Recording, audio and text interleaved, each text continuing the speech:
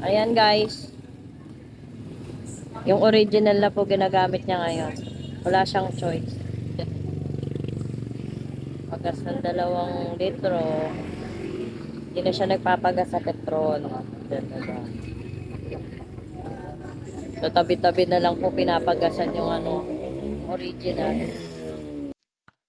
Good morning guys! Welcome back to my motovlog.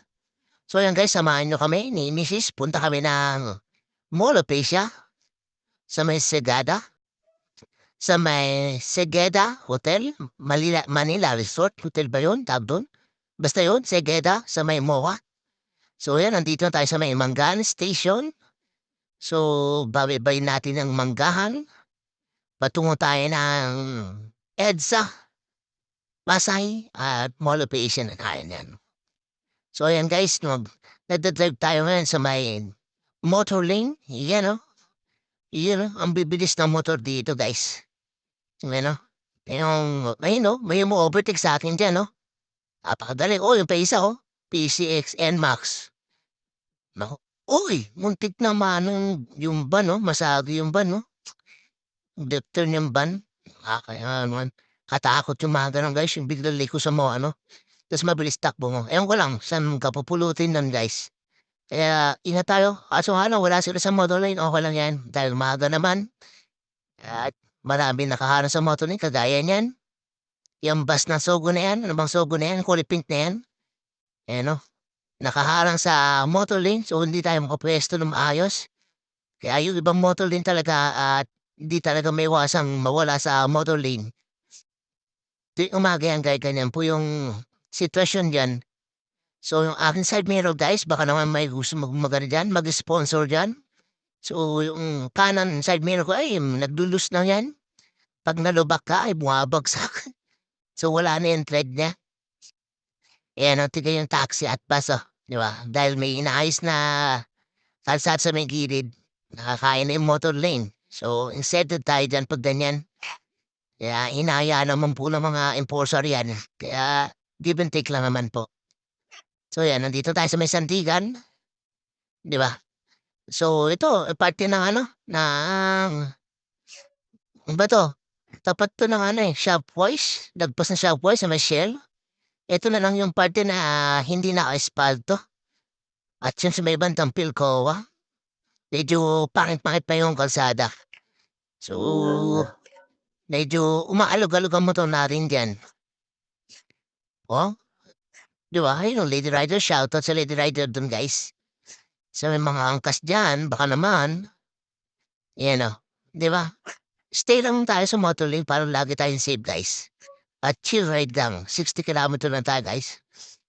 So, gamit natin ang motor na si Wave 125. Ayan.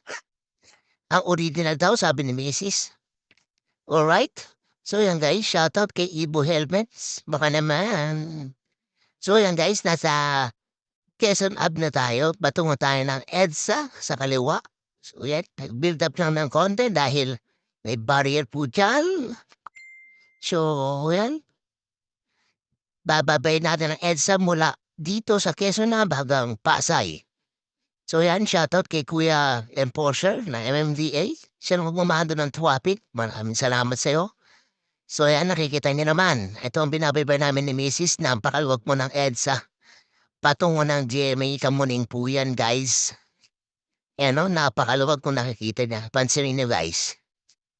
Di ba? Smoothness man ang takbo natin yan. Nasa 60 ang takbo natin. O, di ba? Kung laging ganyan, di ba? Laging maayos ang traffic. Sino hindi matutuwa, di ba? Shoutout MMDA sa mga ginagawa ninyo. Iyan, para mabaayos ang traffic dito sa Metro Manila, lalong-lalo dito sa EDSA. Ayan, yung busway, puro bus lang talaga. Wala akong nakita ngayon na pasaway ng motorcycle. So yan, papasok to tayo ng ilalim ng underpass. So ito yung sikat na underpass na maraming nagpapasaway na yung mga motor ay pupunta sa may bus lane. Fast forward muna tayo, guys. Yan matita nyo gaano kasikip niya, hindi sa ilalim lang. Alam mo naman yan, guys. Wala namang problema. So, pagtaat yan, pag-akyat natin, So yan, nandito tayo sa may Philippine National Police na may. As dito tayo sa Green Hills. Yan. Dito ko hinahati si Witches guys dati. Nung pumapasok pa siya sa trabaho niya. So ngayon hindi na. Ngayon natin na lang tayo sa mga event niya sa school. Yan, dahil nag-aaral po siya. Kailangan natin supportahan kanyang pag-aaral. Samahan natin pupunta siya ng Seda, Manila Resort. Yan.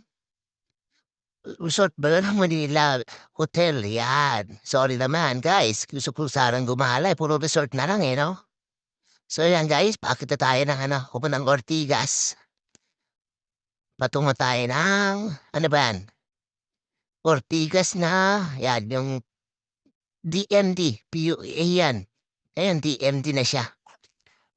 So na yan, nandito na tayo ngayon sa may Pasay. So yun, sabi ko kay Mrs. naka-NK, may top box sa likod. Ganun yung pagawa natin. Nako, may isang pasaway na naman na sasakyan, nagka-counterflow. Sa gitna pa ng Pasay, sa may EDSA. Nako naman yung boss. Maring-mari ang ginagawa mong ganyan, boss. Oh, di ba? Oh, sige. Oh, matras ka. Kala mo pagbibigyan ka namin. Yan, nabantihan mo. Black na sasakyan.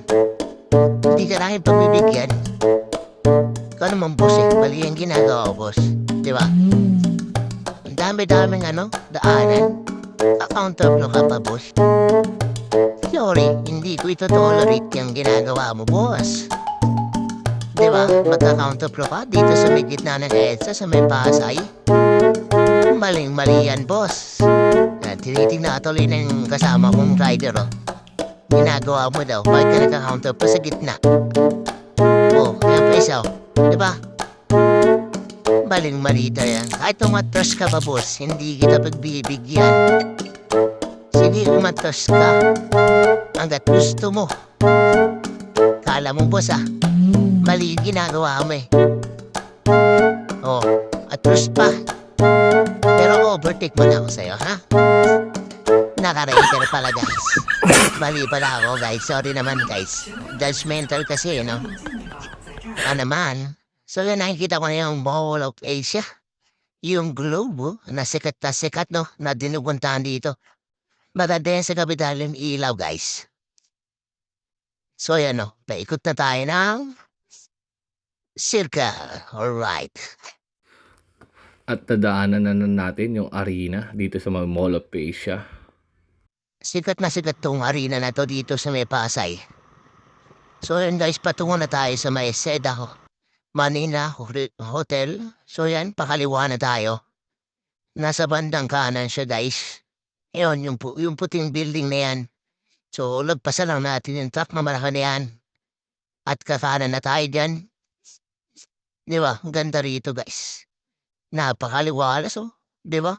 Walang ganong sasakyan. Natandaan itong malawak ng sasakyan. Tapos, di ba? Punong-puno pa ng security. Di ba? Manageable. So yan. Kakanan na tayo dito.